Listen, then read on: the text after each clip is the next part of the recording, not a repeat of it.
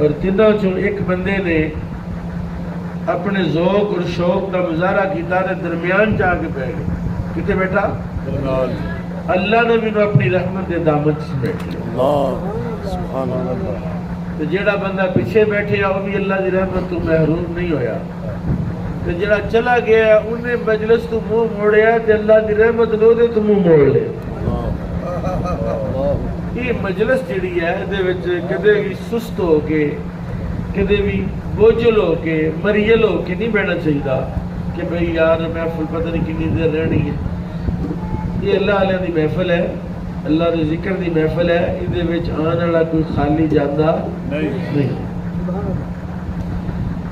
الحمدللہ رب العالمین والعاقبۃ للمتقین والصلاۃ والسلام علی سید الانبیاء والمرسلین اما بعد. اعوذ باللہ من الشیطان الرجیم. بسم اللہ الرحمن الرحیم.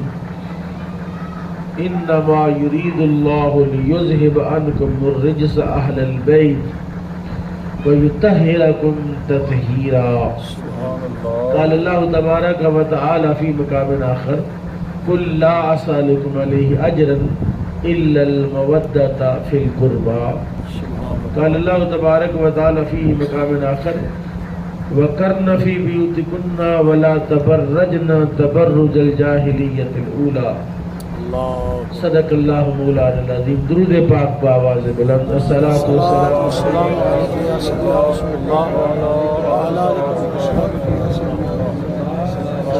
والسلام علیک یا رسول اللہ وعلی آلک واصحابک یا حبیب اللہ. بابی گرامی اسی جس مقام تے گڈی کھڑی کی تھی وہاں کچھ نوجوان بیٹھے ہوئے تھے. انہوں نے کہا جی اسپیکر سے تقریر کرو. ہے جی اسی بھی سن رہا. یاد رکھیں بھولے نہ کبھی اس بات جو میں بات کرنے لگا. جو رحمت اللہ کے گھر میں بیٹھ کے ملتی ہے گھر میں نہیں. سبحان اللہ سبحان اللہ. بعض لوگوں نے آج کل رواج بنا لی ہے ویڈیو سن لیتے ہیں, کہتے ہیں جڑا مرضی مولوی نکالو تو سن لو. نہیں, یہ مسجد اس میں ہر اینٹ جس نے بھی لگائی ہے اللہ کے لیے لگائی. یہاں 5 وقت اذان ہوتی ہے, 5 وقت جماعت ہوتی ہے, یہاں قرآن کی تلاوت ہوتی ہے, یہاں اللہ اللہ ہوتا ہے. یہ اللہ کی رحمت کا پرناڑا ہے.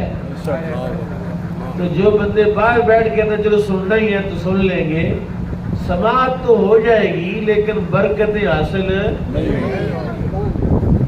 اٹھ فریدا ستیا میلہ ویکھن جا, مت کوئی میلے بخشیا تو بھی بخشیا. جی مسجد میں بہت سارے ایسے لوگ بھی آتے ہیں, ایسی ارواح بھی آتے ہیں. آپ کو پتا ہے ہمیشہ بیٹھے ہوئے وہ کہا لکھا مسئلہ عقید صاحب بیٹھے ہوئے, یہ شرعی مسئلہ ہے.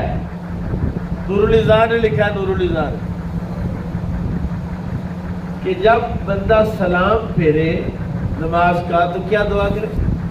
السلام علیکم. تو کن سے سلام لیتا ہے؟ سنو فرشتے کن سے سلام لیتا ہے؟ دائیں طرف کو سلام پھیرا ہے تو کیا نیت کرنی ہے؟ نیت یہ کرنی ہے کہ میری دائیں طرف جتنے بندے ان کو سلام, جتنے فرشتے ان کو سلام, اور جتنے پاکیزہ مقدس جنات نماز میں حاضر ہوئے ان کو سلام. یہ نیت کرنا پڑتی ہے. آپ سلام کر رہے ہیں نا, کس کو سلام کر رہے ہیں یہ بھی پتہ ہونا چاہیے. اور جب بائیں طرف کو سلام پھیرے تب بھی یہ نیت ہو. اس کا مطلب کیا ہے کہ فقہا نے لکھا کہ جماعت میں صرف آپ ہی نہیں ہوتے, فرشتے بھی ہوتے ہیں اور جنات بھی نماز میں حاضر ہوتے ہیں. اس لیے جو مسجدیں ہوتی ہیں نا, قریب آقا نے جس دن بیان کیا نا کہ مسجدیں اللہ کی رحمت کے پرناڑے ہیں, تو جب یہاں رحمت گرتی ہے تو قریب والے محروم نہیں رہتے, کوئی چھینٹا ان کے گھر میں بھی گری جائے. تو مدینہ شریف میں جن لوگوں کے گھر مسجد سے دور تھے وہ اپنے گھر بیچ کے تو مسجد کے قریب آنے کی کوشش کرنے لگے کہ بھئی جب حضور نے فرمایا مسجد کی قربت کا اتنا فیض ہے تو پھر ہمیں بھی گھر قریب بنا لینا چاہیے. حضور کو پتہ چلا تو حضور نے فرمایا دور والے بھی مسجد کی برکتوں سے خالی نہیں، کیونکہ وہ جتنے زیادہ قدم چل کے آتے اتنی رحمتیں بھی تو زیادہ ملتی ہیں. مسجد جو ہے قریب والوں کو بھی محروم نہیں رکھتی، دور والوں کو بھی محروم نہیں رکھتی. بس تمہارا تعلق مسجد کے ساتھ ہونا چاہیے. جس کا تعلق مسجد کے ساتھ نہیں ہے وہ بیچارہ کیا ہے.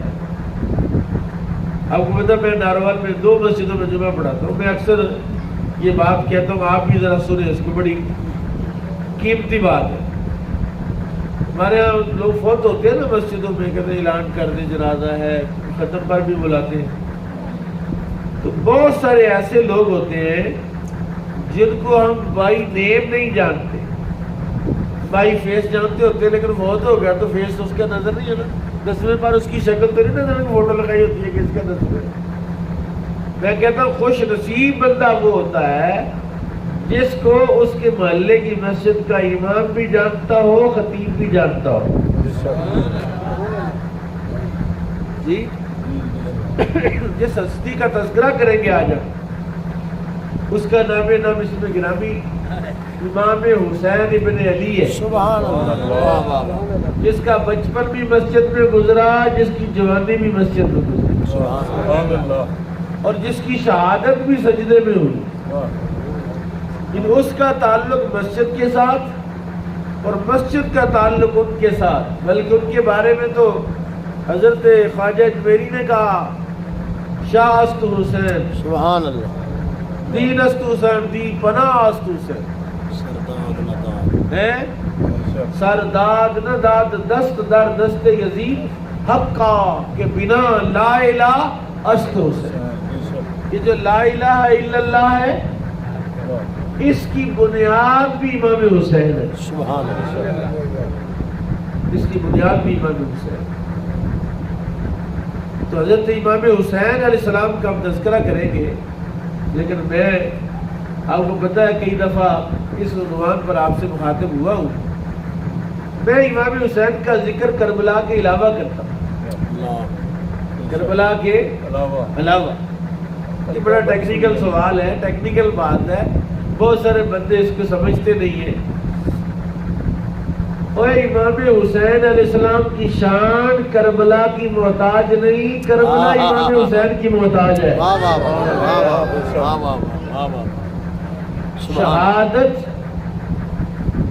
شہادت جو ملی امام پاک کو،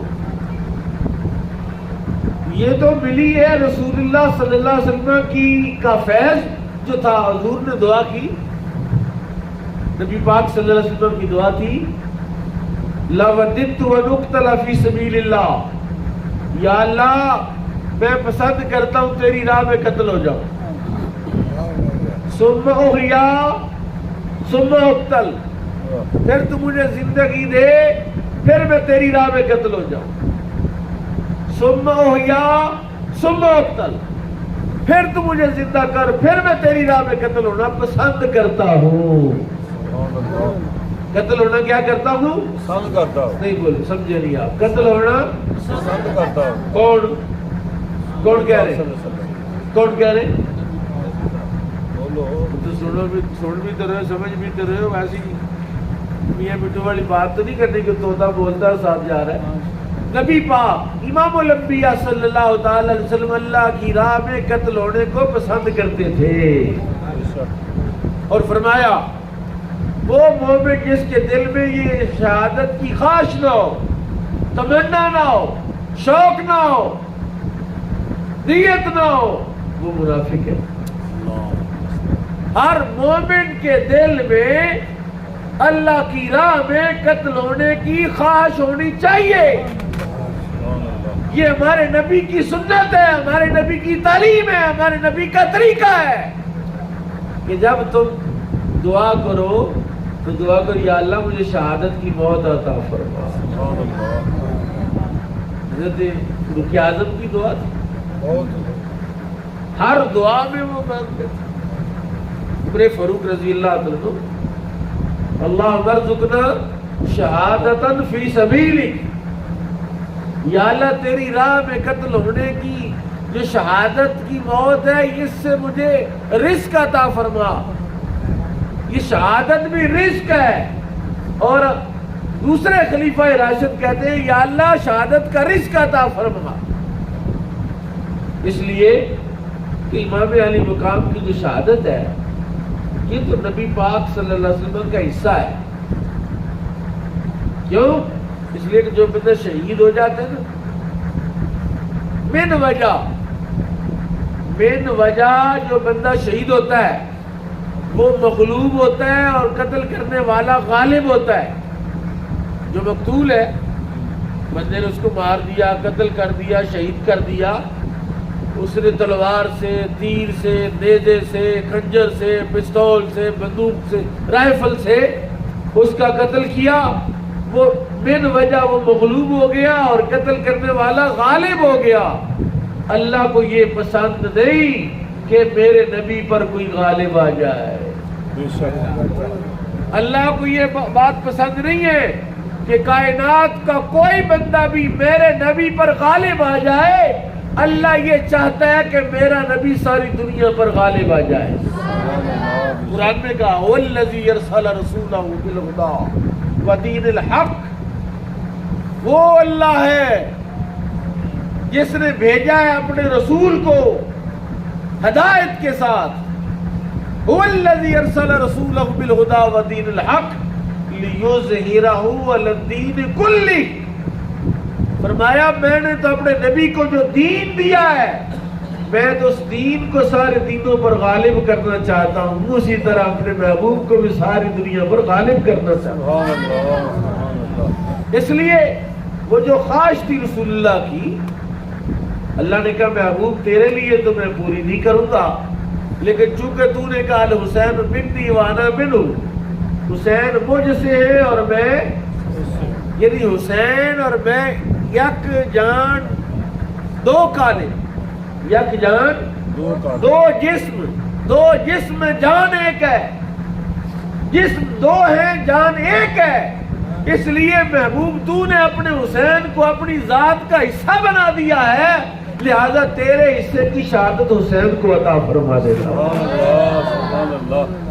تیرے حصے کی شہادت کس کو دیتا ہوں؟ تو امام حسین کو جو شہادت ملی وہ تو حصہ مصطفیٰ، وہ تو نبی پاک صلی اللہ علیہ وسلم کا حصہ تھا جو اللہ نے حضرت امام حسین کو دے دیا. جبکہ امام حسین کی شان کیا ہے؟ جس دن پیدا ہوئے، جس دن پیدا ہوئے اسی دن ہی تقدیر میں لکھا ہوا آیا کہ اس شہزادے کو رسول اللہ کا حصہ ملے گا. شہادت دو قسم کی ہے، ایک شہادت حقیقی اور ایک شہادت حکمی. شہادت حقیقی اور شہادت حکمی. تھوڑی گفتگو ثقیل تو نہیں ہو رہی، میں آپ کے نیچے آ کے پھر بات کرتا ہوں، لیکن تھوڑا سا سن لینا، پھر اس کے بعد میں کلم الناس علی قدر عقولہم کے حوالے سے بھی بات کریں. شہادت حقیقی تو امام حسین کو بھی، کیونکہ شہادت حقیقی میں گردن کٹتی ہے، جسم کاٹا جاتا ہے، تیر تلوار نیزے لگتے ہیں، جنگ میں جانا پڑتا ہے، میدان میں جانا پڑتا ہے، ٹکر لینا پڑتی ہے، دو بدو لڑائی ہوتی ہے. یہ شہادت حقیقی ہے. اور ایک شہادت حکمی بھی ہے کہ آپ کی کسی بندے کو یا کافر کسی بندے کو خفیہ طور پر قتل کر دیں، زہر دے کر قتل کر دیں، سامنے نہ آئے، ٹکر نہ لے، لڑائی نہ کریں، جھگڑا نہ کریں، مقابلہ نہ کریں، لیکن وہ چھپ کر اس کو شہید کر دے. یہ شہادت حکمی جو ہے اللہ نے امام حسن مصطفیٰ کو عطا فرمائی ہے. یعنی امام حسین کے بڑے بھائی کو زہر دیا گیا، جس طرح رسول پاک کو خیبر میں ایک یہودی عورت نے بکری کے گوشت میں زہر ملا کے دیا، حضور نے ایک لقمہ کھا لیا، حضور کو کچھ نہیں ہوا. جبکہ سامنے دو صحابہ نے ایک ایک بوٹی کھائی تو موقع پر ہی جاں بحق ہو گئے. رسول پاک نے دوسری بوٹی اٹھائی تو دوسری بوٹی بولنے لگی یا رسول اللہ مجھے نہ کھائے میرے اندر زہر ہے. سوال یہ ہے کہ پہلی بوٹی کیوں نہیں بولی؟ پہلی بوٹی میں بھی زہر تھا، دوسری میں بھی زہر تھا، تیسری میں، چوتھی میں، پورے گوشت میں زہر تھا، پورا ڈونگا اور پوری ہڈیاں میں زہر تھا. پہلی بوٹی نہیں بولی، دوسری کیوں بولی ہے؟ کہا دوسری اس لیے بولی، پہلی جب حضور نے کھائی تو آپ کی توجہ صحابہ کی طرف تھی، آپ کی توجہ کسی اور طرف تھی. جب دوسری بوٹی کھانے لگے تو آپ نے دیکھا بوٹی کو، توجہ بوٹی کی طرف کی. جب نور نبوت بوٹی پر بڑھا تو اس کی بھی قوت گویا یاد. سبحان اللہ. جب نور نبوت کنکریوں پر پڑتا ہے تو کنکریاں بول پڑتی ہیں. نور نبوت جب درختوں پر پڑتا ہے تو درخت بول پڑتے ہیں. اور یہ میرے نبی کا نور ہے، کسی بے جان پر پڑے تو وہ جاندار ہو جاتا ہے.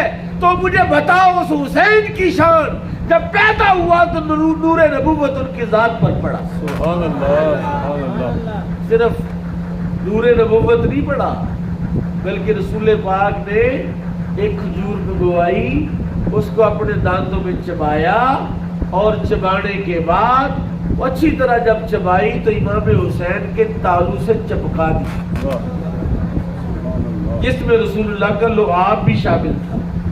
اور لعاب رسول کو آپ جانتے ہیں کہ کڑوے کنویں میں پڑ جائے تو وہ میٹھا ہو جاتا ہے. قتادہ کی آنکھ نکل آئے، ڈیلا باہر آ جائے، حضور کا لعاب لگ جائے تو ڈیلا اپنی جگہ پر صحیح ہو جاتا ہے. اور محمد اور معاذ کا بازو کٹ جائے تو کٹے ہوئے بازو پر حضور لعاب لگا دیں تو وہ کٹا ہوا بازو جڑ جاتا ہے. یہ لعاب مصطفیٰ ہے اور وہ لعاب رسول اللہ نے امام حسین کے منہ میں داخل فرمایا. حضرت امام حسین علیہ السلام یہ شان ہے کہ انہیں کھیلنے کے لیے گود کون سی ملی. سبحان اللہ. دیکھو نا، ایک بچہ ہے، بچے پیدا ہو رہے، ہمارے بھی بچے، آپ کی بھی بچے، قیامت تک اللہ اس نسل انسانی کو جاری رکھے گا. لیکن کائنات میں کوئی بچہ اتنا خوش نصیب نہیں جتنی خوش نصیبی امام حسین کو اللہ نے عطا فرمائی ہے کہ پیدا ہوتے ہی رسول اللہ کی گود میں پیش کیا. نام رسول اللہ نے رکھا. نام کس نے رکھا؟ حضرت محسن پیدا ہوئے، حضرت امام حسن کے بڑے بھائی، پہلا بیٹا ہوا تو حضرت علی نے نام رکھا حرم. اس زمانے میں جرت اور بہادری والا نام حرم نہیں، اس کا نام حسن، حرم نہیں، اس کا نام تو محسن ہے.